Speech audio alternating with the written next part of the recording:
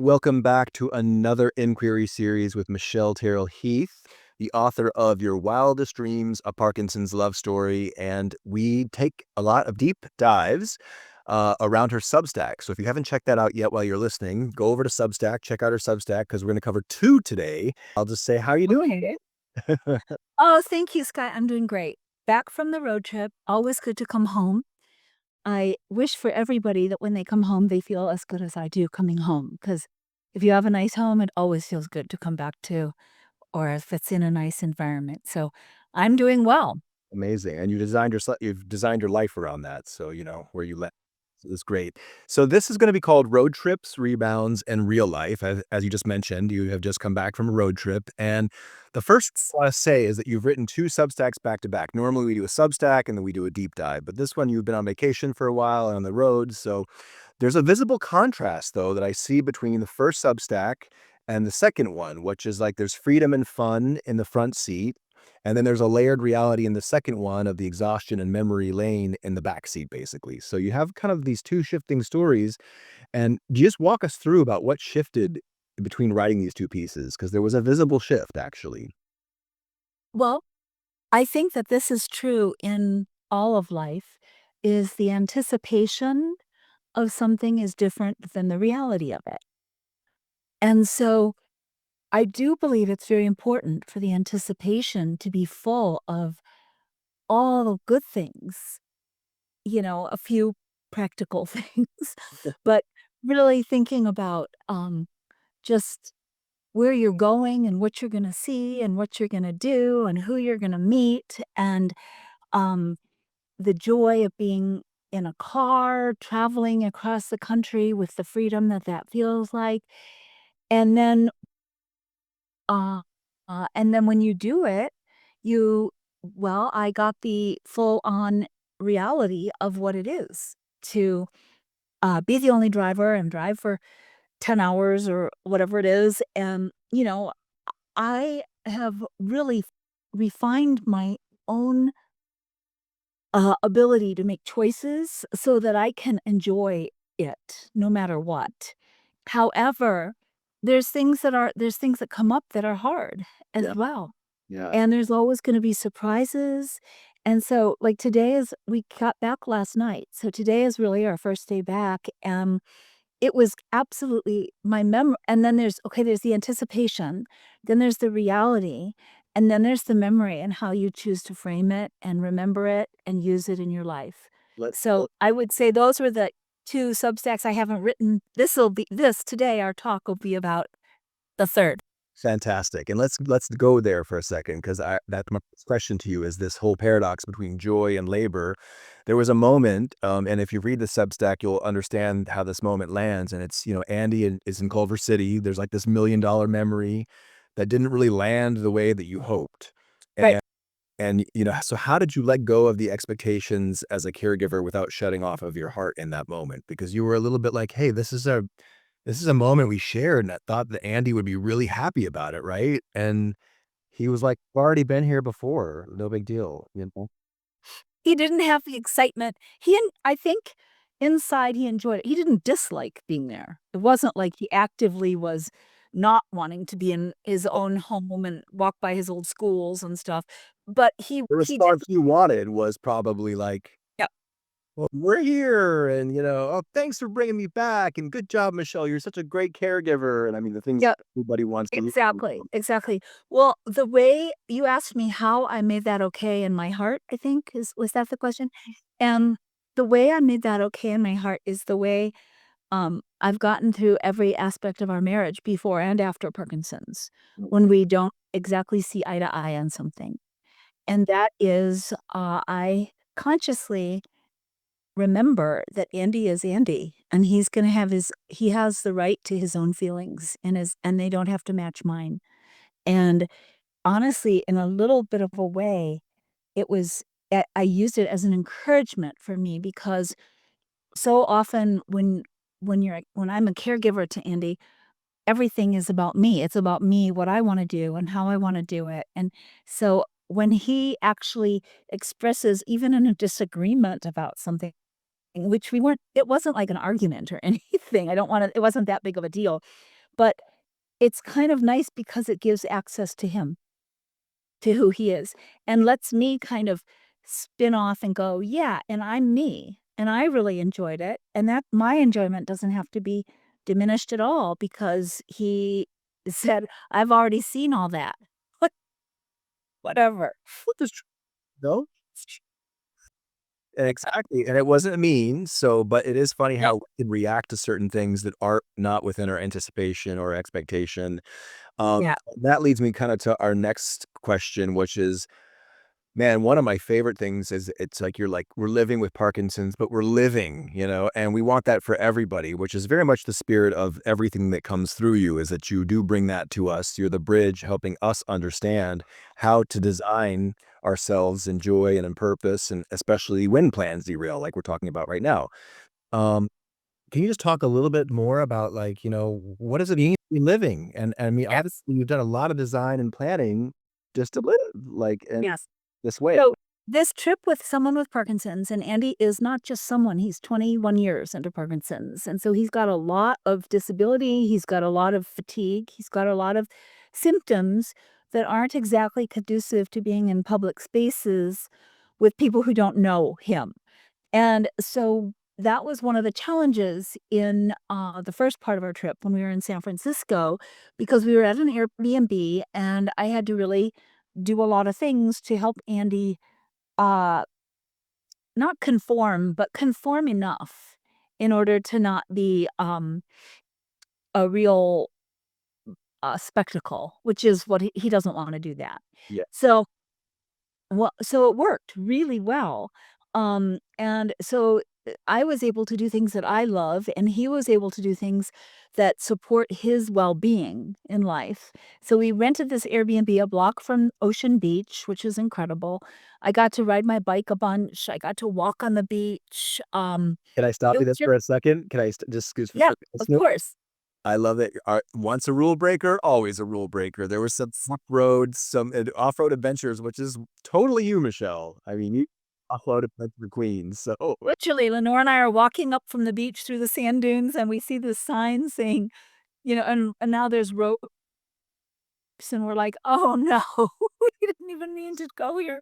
yeah. So, we left peacefully. But anyway, yeah, so it was what I'll say is that it was a really beautiful time with some pretty stark challenges in there, but we were able to meet the challenges. I wanna talk a little bit about being with family, which I wished you were there too. We all wished you were there, but we you were there in spirit, and we talked to you on Zoom. But being with Alana and Jason and Brendan and Hannah and me and Andy was really amazing for me. This will lead into what you're asking, um, because other people helped take care of Andy. And so for me, I feel very refreshed as a caregiver because of having other family members who love Andy dearly, helping him and taking care of him, and giving me time and space. However, driving home, the other thing that's amazing about a road trip, and this is in the reflective part, is just driving, you have time. It's sort of like a suspension. I think everyone's been on a road trip where you're suspended and you just get to like thoughts go or don't go. And certain ideas just come in that type of an environment where you're kind of suspended in a space and time that is neutral, you know? And when I'm driving, Andy's just sitting there, so it's not like I'm doing anything for him. I often forget he even has a disease or whatever. So, after seeing everybody else take care of him and driving back home, I got to really I didn't try to do this, it just happened in my mind, is I started to laugh because I started to feel like, you know what?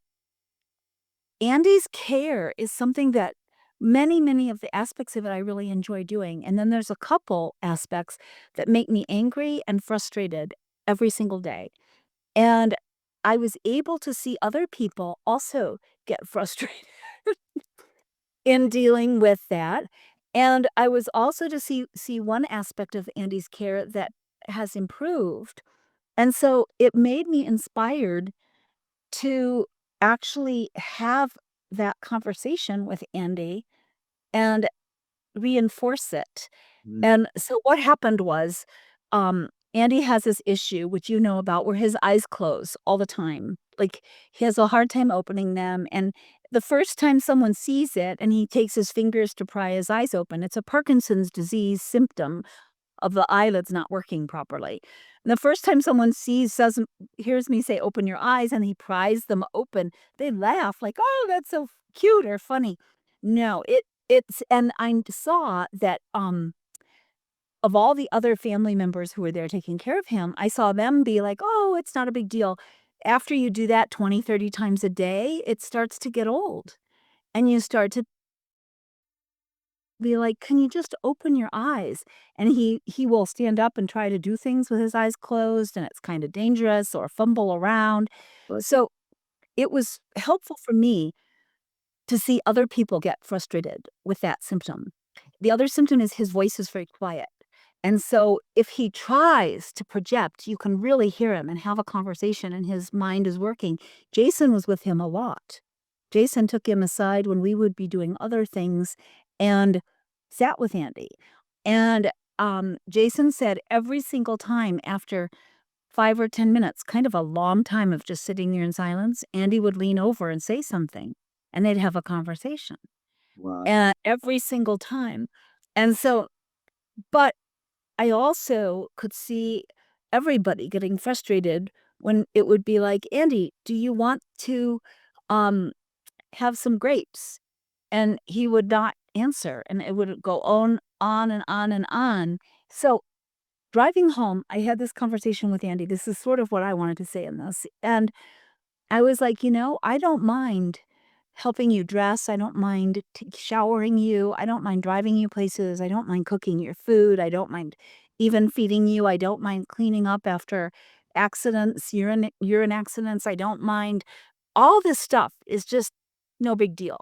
But every day when I say, "Open your eyes," like, over 20 times a day, and every day when I have to stick my ear almost to your mouth to hear what you're saying, I feel like you're not trying, and that's what pisses me off, Wow. and that's you're not doing your part, Wow. and we had this deep conversation, and he agreed to try, Wow. Can we and go ahead, wrap up in a second because I wanna And go that's just it. He agreed to try, and that's all you can ask of anybody ever. beautiful, and I think this is so perfect because I wanted to ask you, well, then how like, there's caregivers listening to this and to kind of expand it into the space of making it relate to other caregivers who might be listening to this, I'm sure they're feeling right now like, "Oh, yeah, I know what that's like. I also have caregived, so care gave and Yeah, And caregiving. Yep. and in 8 hours of a shift, there are many things actually that do come up that are unexpected, sometimes emotional even, that you just do not wanna deal with, and it feels frustrating. So, I was gonna ask you that question, but now you're saying there's a really good quote that I grew up with that Beth is, and I always Yeah. it's, "Which part is mine and which part is yours?" And I just think that that's so beautiful you said that because it's a little bit in the caregiving game, the patient and the caregiver do probably need to have this conversation repeatedly, Yes. reminder of where the boundaries are and which part is mine and which part is yours, and I can hear that. And for my well-being, I need him to try on the 2 things. So now, granted, he agreed. An hour later, I said, "All right, can you remember the 2 things I want you to try?"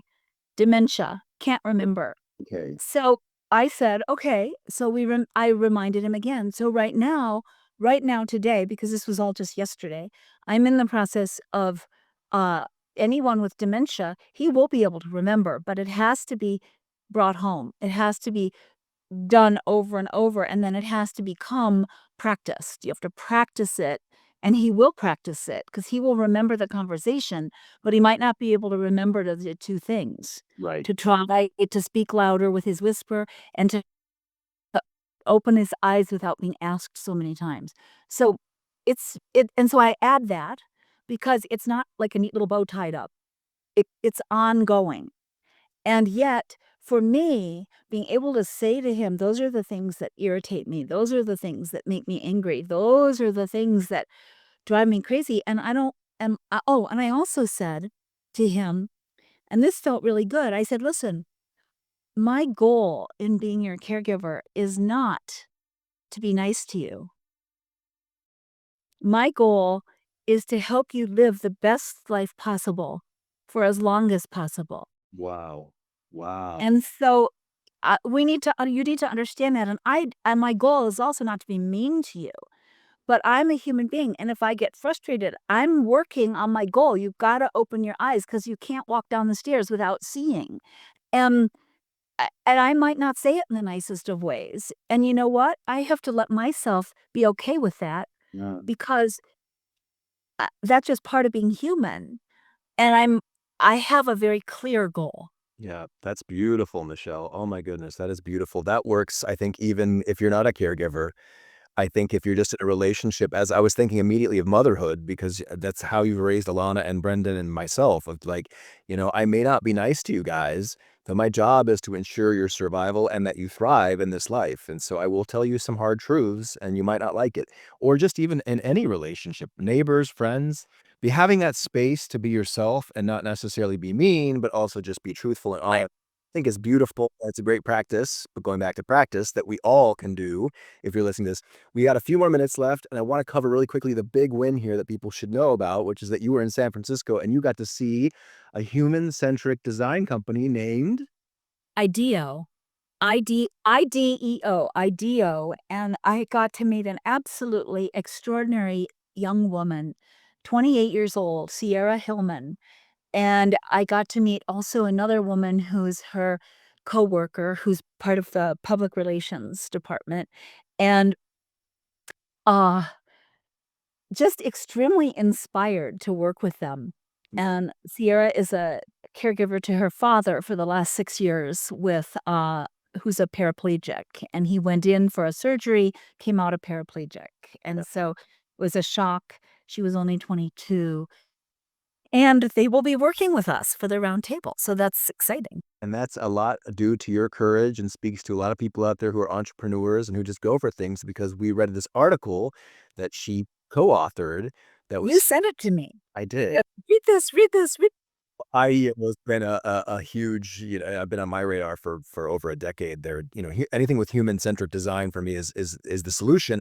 And the reason why I bring it up is not just to let people know that we'll be working with them and that Selena's amazing in this article that she co-authored, but also to say, think about the eye problem. And what could happen is you probably could have a device that just says, open your eyes, open your eyes. If you had a watch or something that would help alleviate the caregiving piece that frustrates you so much. So in design, it's imperative Yes, that we listen to each other. We talk about these things because then companies like IDEO could make suggestions like that, or we could make suggestions. Why is there a monitor that will help offload some of this frustrating crap to me that a spot could just do and sense definitely, and close. 'cause I start to feel like a robot.